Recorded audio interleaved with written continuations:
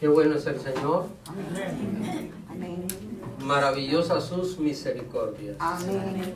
Quisiera invitarles, mis hermanos, a buscar en sus Biblias el Evangelio de Juan, capítulo 1, versículo 40 al 42. Búsquenlo en su Biblia, en su tablet, en su iPhone, en su celular, en la pantalla, en el boletín. Qué bueno que hoy tenemos tanta diversidad, ¿eh? Amén. Y tenemos una ventaja, y es que la persona, mientras lee su Biblia en el teléfono, también puede enterarse de algunas cositas que están pasando en el pueblo, ¿verdad?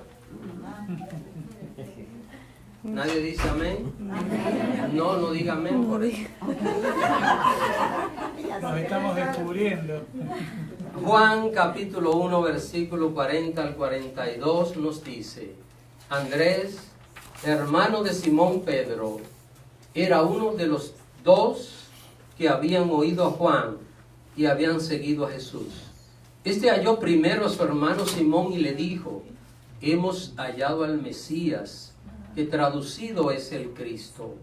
Y le trajo a Jesús. Y mirándole Jesús dijo: tú eres Simón, hijo de Jonás. Tú serás llamado Cefas, que quiere decir Pedro. Padre, alabo y bendigo tu nombre. Te agradezco esta bendición de poder estar aquí adorándote y glorificándote.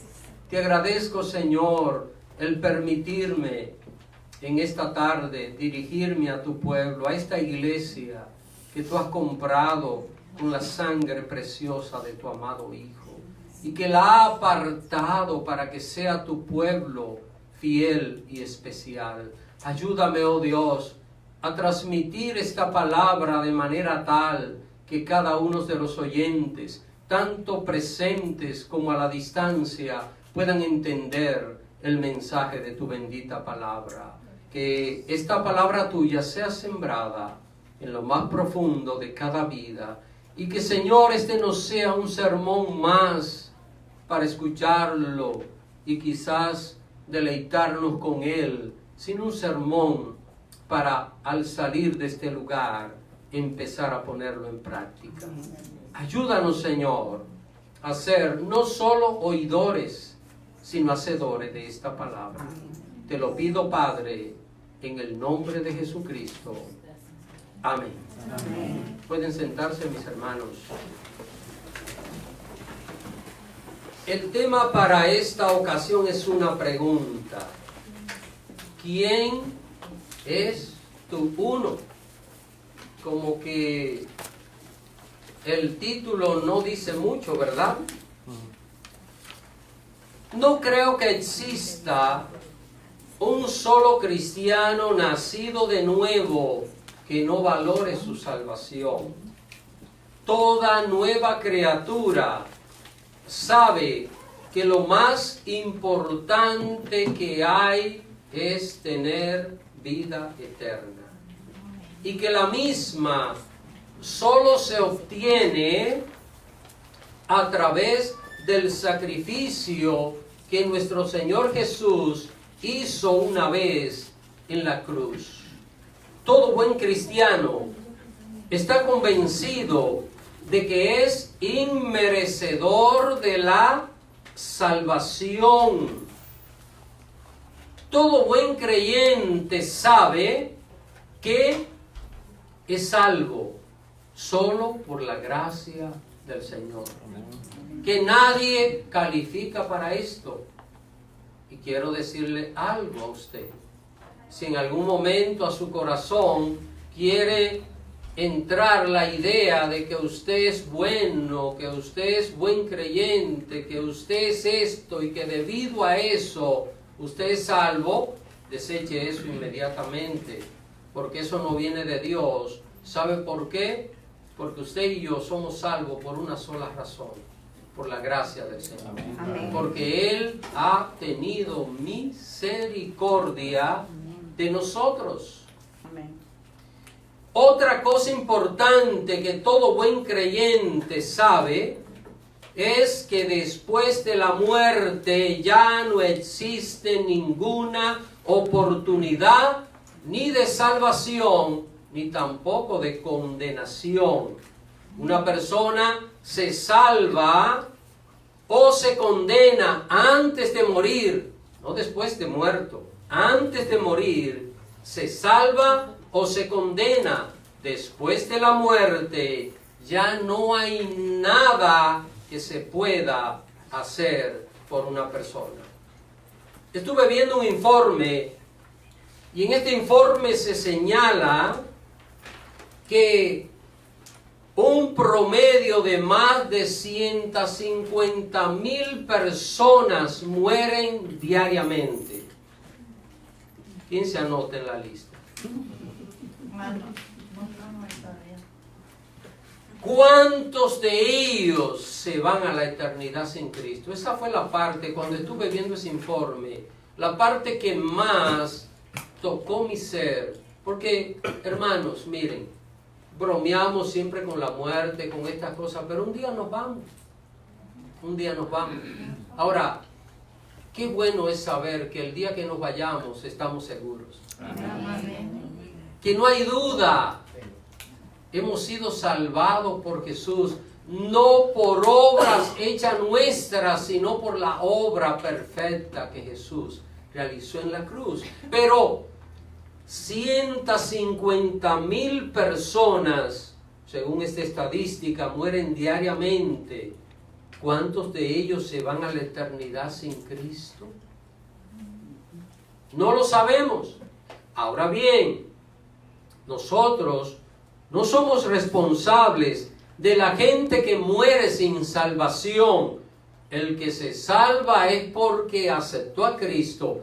El que no se salva es porque rechazó de alguna manera hacer el bien o aceptar a Jesús como su Salvador. Así que no somos responsables de las personas que mueren sin salvación, pero sí somos culpables de no predicar a Cristo, de no hablar del Evangelio.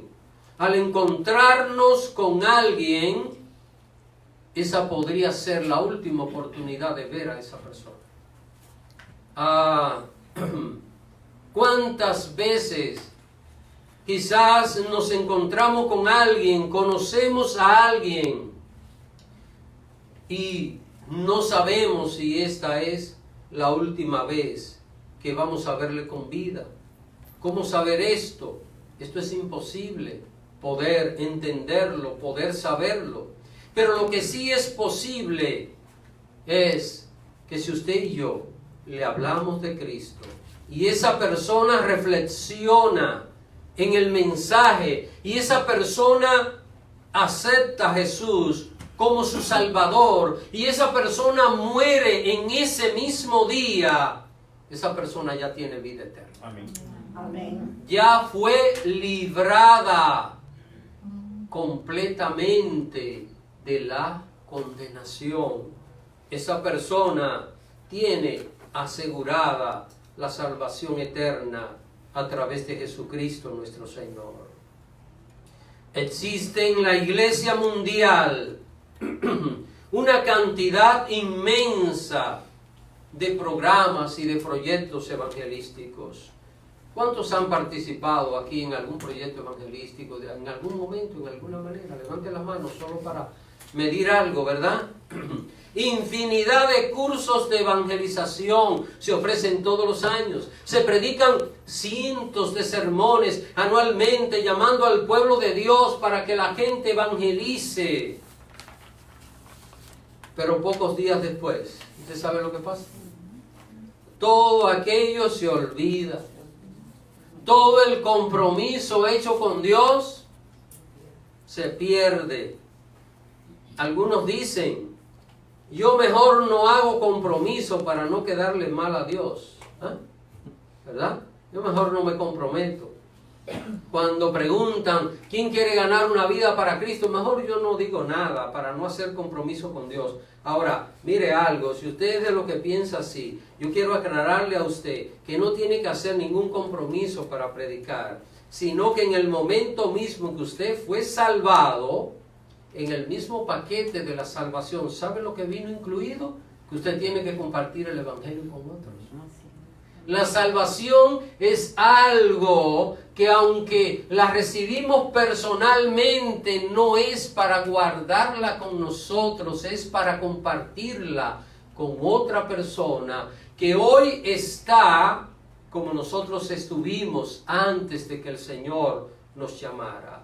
¿Para qué hemos sido nosotros salvados? Vamos a ver lo que dice Primera de Pedro, capítulo 2, versículo 9. Vamos a ver lo que la palabra de Dios allí nos dice. Mas vosotros sois ¿qué?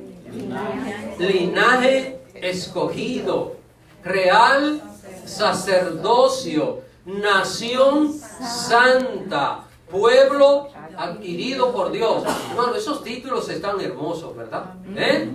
Están bonitos, están maravillosos. Ahora, ¿para qué son todos esos títulos? Para anunciar. Para que anunciéis las virtudes, para que usted y yo seamos anunciantes. Para que usted y yo seamos ¿qué? Predicadores. ¿De qué? De las virtudes de aquel que os llamó de las tinieblas a su luz admirable. ¿Cuánta gente andando en tinieblas? ¿Y cuánta persona cada vez más confundida en este mundo de maldad? Y el cristiano está lleno de luz. El cristiano tiene luz. La Biblia dice que nosotros somos ¿qué? Que nosotros tenemos una luz y que el que tiene una luz no la guarda debajo del almud. El almud es la cama. No es para ponerla debajo de la cama, es para ponerla donde alumbre, donde la gente pueda verla y pueda ser beneficiado con ella. Nuestra convención bautista de Norteamérica, no sé si han visto un nombre, NAN, en algún documento, está desarrollando un proyecto evangelístico que se llama ¿Quién es tu uno?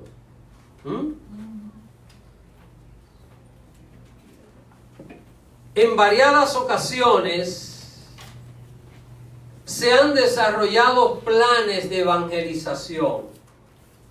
Hay planes orando por 10 personas. Hay planes orando por 6 personas. Hay otros planes que tratan de que la persona se empeñe en orar y evangelizar 4. Hay otros que buscan que cada creyente se empeñe en orar y evangelizar 3. Hermano, pero yo creo que aquí estamos llegando a lo último, ¿verdad? ¿Ah? Aquí no estamos pidiendo 2 ni 3, sino ¿quién es tu uno? ¿Quién es esa persona que debe ganar para Cristo? Pero usted sabe, cuando se hacen todos estos proyectos y muchas veces las personas toman hasta cursos y seminarios acerca de esto, la mayoría de los creyentes ni siquiera lo inician. Toman el material con mucho gozo, con mucha alegría, salen felices y yo voy a hacer el trabajo y mañana esto cae en un lugar que luego ni nos acordamos dónde lo pusimos. Y la vida perdiéndose. Y este mundo acabándose. Y este mundo yendo en soledad. Las familias hechas un desastre. ¿Sabe cuál es el mayor indicativo de que las familias del mundo están mal? Note quiénes son las personas que están causando los delitos en la calle. ¿Quiénes son? Muchachos, 13, 14, 15, 16, 17, 18 años.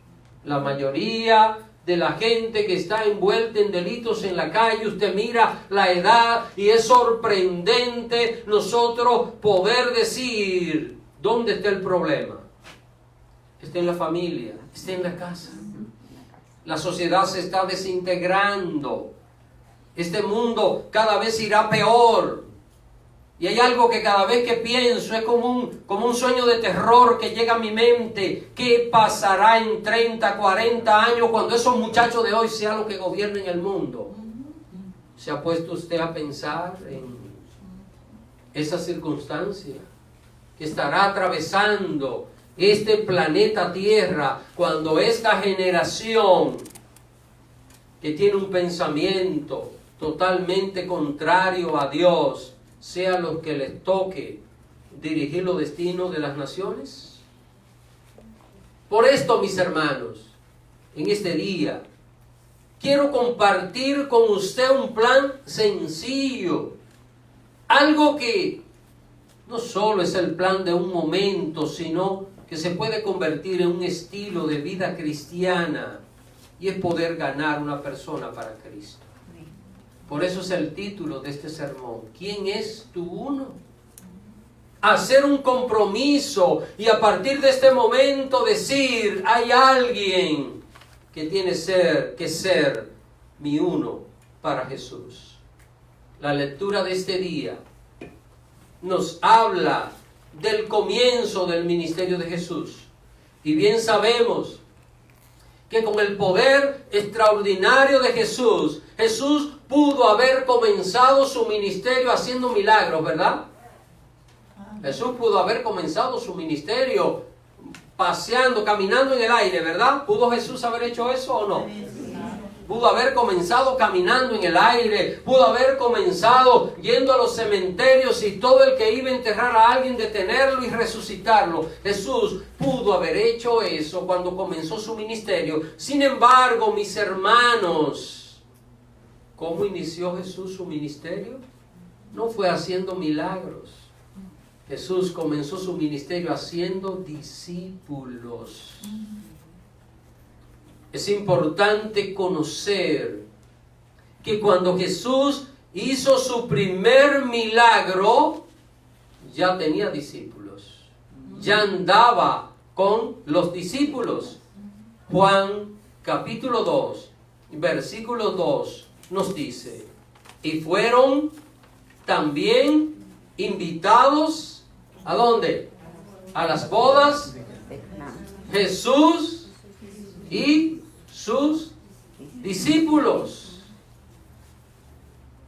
Eso fue a las bodas de Caná, de Galilea. Y pregunto yo, ¿cuál fue el primer milagro que hizo Jesús? Convertir el agua en vino. Y cuando Jesús hizo su primer milagro, ¿con quiénes andaba acompañado? ¿Con quiénes?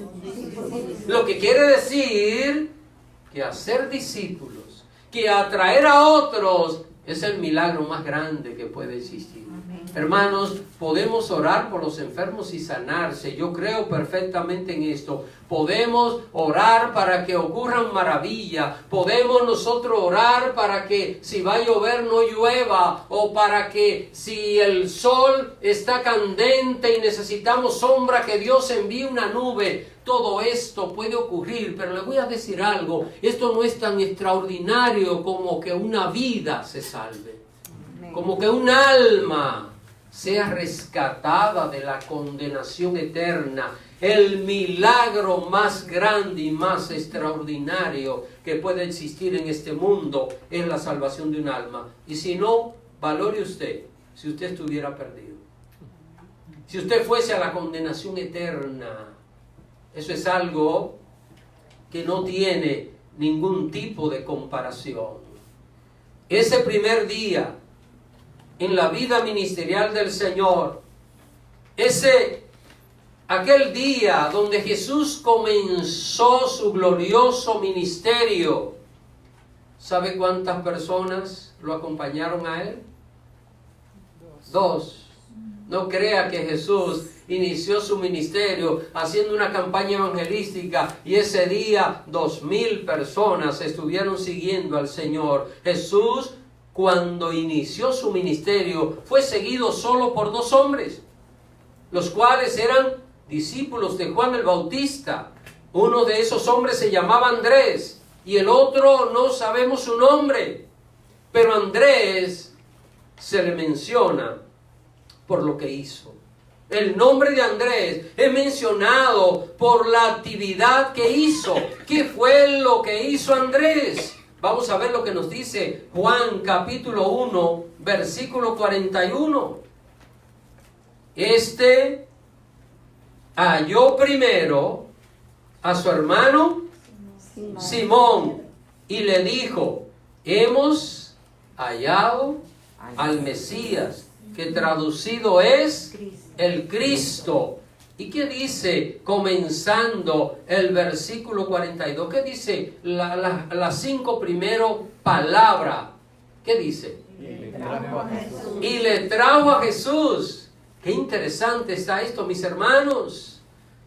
¿Cómo se llamó el uno de Andrés? ¿Cómo se llamó el uno de Andrés? ¿Cómo se llamó? Simón. Que era su hermano. ¿Cómo se llama el uno suyo? Podemos mirar y decir, ahí está mi uno sentado, o no vino hoy, o está más adelante. Ahí está la pregunta que nosotros podemos hacernos. La mejor manera de demostrar amor al prójimo es haciendo lo que hizo Andrés. Dice que se fue a buscar a su hermano Simón. ¿Y qué hizo? Lo llevó a Jesús. Lo llevó al Señor. Le pregunto en este día, ¿puede usted hablarle de Cristo a uno o a una y luego empeñarse en traerle a los pies del Señor? ¿Puede usted hacer eso? Amén. ¿Necesita usted hacer un curso de teología para hablarle a una persona y decirle que Jesús es la única alternativa para tener paz? Usted no necesita especializarse en un seminario ni hacer un curso de homilética para usted poder hablarle a una persona y usted decirle que Jesús murió en la cruz para darle salvación y vida eterna.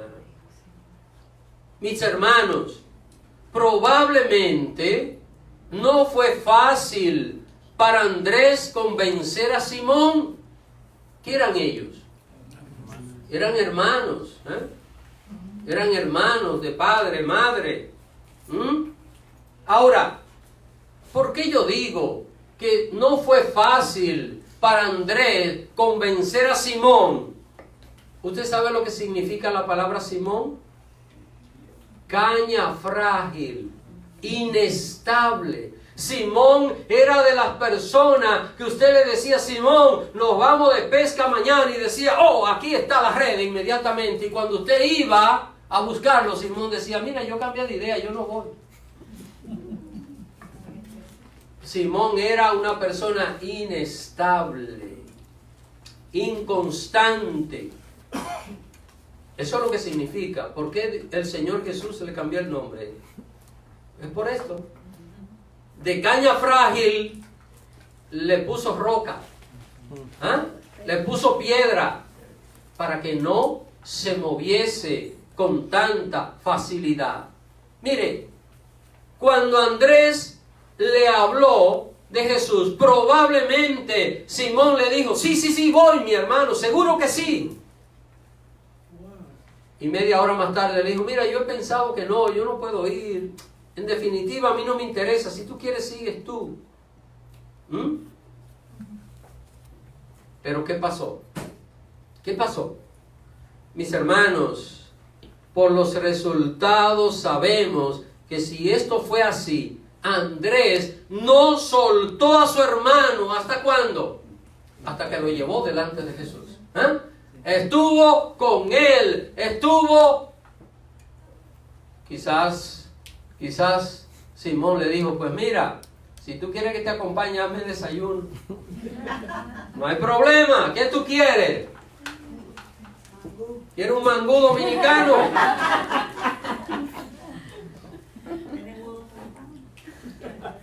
Así que, hermano, acá lo importante es esto. finalmente Simón lo llevó. Andrés llevó a Simón ante Jesús. ¿Está entendiendo? Pero probablemente usted me diga, pastor, es muy difícil evangelizar a mi familia, porque a veces la familia no le hace caso a uno, ¿eh?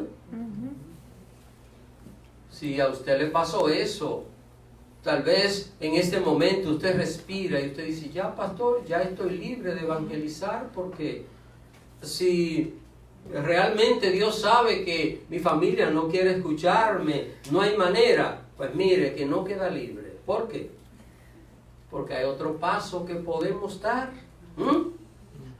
Al día siguiente, después de Jesús haber conocido a Simón, haber salvado a Simón, pasó algo interesante. Juan capítulo 1, verso 43 nos dice, el siguiente día quiso Jesús ir a Galilea y halló a Felipe y le dijo, sígueme. ¿Cómo se llamó el uno ahora? ¿Cómo se llamó el uno? Felipe. Felipe. Ahora el uno es Felipe. ¿Ah?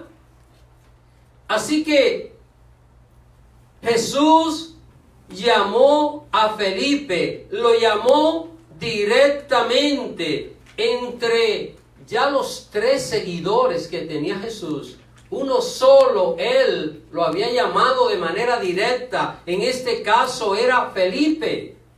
Los otros 2, 3 en este caso fueron llevados por otras personas. Los primeros eran discípulos de Juan. Juan le habló de Jesús y ellos se fueron detrás de Jesús. Y luego uno de ellos, Andrés, llevó ¿a quién? A Simón. 3 seguidores tenía Jesús, pero al siguiente día, después de esto, Jesús llamó a Felipe y le dijo a Felipe, sígueme. Ahora, mis queridos hermanos, ¿qué hizo Felipe inmediatamente? Felipe siguió al Señor. Felipe fue impactado profundamente por el Señor Jesús. Y como él fue impactado tan grandemente, ¿sabe lo que hizo? Se fue a buscar su uno. Inmediatamente Felipe se fue a buscar su uno. ¿Sabe cómo se llamó? Natanael. Juan capítulo 1, versículo 45. Felipe halló a Natanael y le dijo, hemos hallado aquel de quien escribió Moisés en la ley, así como los profetas, a Jesús, el hijo de José de Nazaret. ¿Dónde encontró Felipe a Natanael? Lo salió a buscar, hermanos. Fue a buscar a su amigo Natanael. Así que ahora estamos viendo que si no podemos con la familia, ¿qué tenemos? Amigos. Tenemos personas que conocemos, que tratamos. ¿Qué hace una persona cuando inicia un programa de ventas? Vamos a ver. ¿Qué hace una persona que va a comenzar un programa de ventas en una empresa, en algo? ¿Qué es lo primero? ¿Qué es lo primero que hace, hermano Wilber? No es que le dice a una lista de tus amigos, a ver cuál de ellos pueden, y comenzar a ¿qué? A trabajar con sus amigos, a ver si le puede vender ese producto que la persona quiere ofrecer. Dice aquí la palabra de Dios que Felipe le habla a Natanael, pero Felipe puso un mensaje en los oídos de Natanael que no era todavía un mensaje especializado. Recuérdense, Felipe no tenía mucha experiencia, y cuando le dice a Natanael aquello, él tenía toda la razón, pero Natanael puso en duda lo que su amigo Felipe le decía acerca de Jesús como el Mesías. Y dice el verso 46, Natanael le dijo, ¿de Nazaret puede salir algo bueno? ¿Tú crees que de Nazaret puede haber algo que valga la pena? Ahora, mis hermanos, como Felipe no tenía los argumentos necesarios para convencer a Natanael, como él no podía tomar la Biblia, las Escrituras y empezar a demostrarle que Jesús era el Cristo, ¿sabe lo que le dijo Felipe a Natanael? Le dijo Felipe: ven y ve. Amén. Amén. Ahí está. Ven y ve. ¿Por qué? Yo no puedo convencerte. Yo no puedo responder tus preguntas, pero ven, acompáñame. Ven, vamos, vamos. ¿Está entendiendo, hermanos? No hay que estar 3 horas evangelizando a una persona. Si usted cree que no puede hacerlo, si usted entiende que de alguna manera, la razón que sea que quiera poner, pero dígale: ven el domingo, acompáñame. Vamos para que vea. Vamos el día martes para que participe en un estudio bíblico. Vamos un viernes a una vigilia maravillosa y tú verás. Amén. ¿A cuánto le gustó la vigilia que tuvimos? Amén. Amén. Pues entonces vuelven, ¿eh? Amén. ¿Qué le dijo Felipe a Natanael? No le podía explicar nada, pero le dijo: ven por ti mismo. Cuando Natanael, convencido por la insistencia de Felipe, fue hasta donde estaba Jesús, su vida cambió de una manera impresionante. Tenemos acá que podemos predicarle a un familiar o podemos predicarle a un amigo, pero probablemente usted siga poniendo excusas. Y usted diga: mi familia no me escucha y no me siento con calidad moral para hablarle a mi amigo, por la razón que sea. ¿Cree usted que queda libre? Vayamos al siguiente paso. ¿Sabe algo? Usted no se me va a escapar, ¿no? No se me va a escapar. Ya Jesús había ascendido a los cielos. Ya Jesús no estaba físicamente con los discípulos. ¿Y qué hicieron los discípulos? Continuaron evangelizando a las personas. Y uno de esos discípulos se llamó Felipe. Quiero aclarar, este Felipe que estoy mencionando ahora no es el mismo que estuve mencionando con anterioridad. El primer Felipe, amigo de Natanael, era apóstol. Este otro Felipe, del cual voy a hablar en este momento, era uno de los 7 diáconos de la iglesia primitiva. Felipe, el diácono, fue uno de los que salió huyendo de Jerusalén debido a la persecución que se desató contra la iglesia. Y en la huida de él llegó a una ciudad llamada Samaria. Y cuando llegó a Samaria, ¿sabe lo que hizo este Felipe? Empezó a predicar el evangelio. Empezó a hablar de Jesucristo como Salvador. Fruto de su predicación, una gran multitud conoció al Señor y fue establecida allí una gran congregación. Pero ¿sabe lo que pasó, hermanos? Después de esto, el Señor sacó a Felipe de la ciudad de Samaria y le dijo: Felipe, ahora quiero que vaya a caminar por un lugar desértico, un camino que no estaba rodeado de casas, sino que era un lugar totalmente deshabitado, un camino desolado donde no había multitudes. Hechos capítulo 8, versículo 26 nos dice: y un ángel del Señor habló a Felipe diciendo: levántate y ve hacia el sur por el camino que desciende de Jerusalén a Gaza, el cual es desierto. Mientras Felipe caminaba por aquel lugar, lo alcanzó una comitiva. Se trataba de un funcionario de la reina de Etiopía que había estado en Jerusalén y que regresaba a su país por aquella ruta. Cuando aquella comitiva está pasando cerca de Felipe, el Espíritu Santo le habla a Felipe y le dice que se acercara a aquel carro. ¿Y quién estaba allí? ¿Pero era un desconocido o era alguien conocido por Felipe? ¿Era un familiar de Felipe o era un amigo de Felipe? Era alguien que él no conocía. Así que ahora tenemos tres. Podemos predicarle a mi familia, puedo predicarle a mis amigos, o puedo predicarle ¿a quién? A un desconocido. Le dije que usted no se me va a escapar. Aquel era una persona que Felipe jamás había visto. Aquel hombre había estado en Jerusalén y había comprado en aquel lugar una copia del libro del profeta Isaías. Y mientras iba de camino, lo leía en voz alta.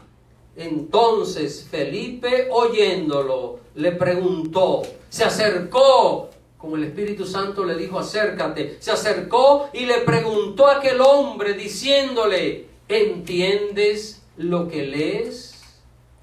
En el libro de los Hechos, capítulo 8, verso 31, el hombre le responde y dijo, ¿y cómo podré si alguno no me enseñare?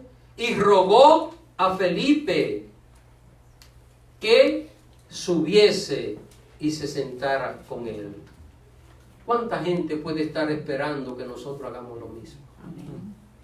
¿En cuántos lugares quizás estamos media hora al lado de un desconocido y ni siquiera le decimos, el Señor te ama, el Señor quiere darte paz? A veces, y yo escuché esto y lo que le voy a decir fue algo que me lo dijo un cajero cristiano de un banco conversando un día. Me dijo que había una fila larga y que había alguien que él conocía, un cristiano, un predicador, y que estaba en la fila y estaba impaciente porque la fila no avanzaba y empezó a protestar y empezó a hablar y a quejarse.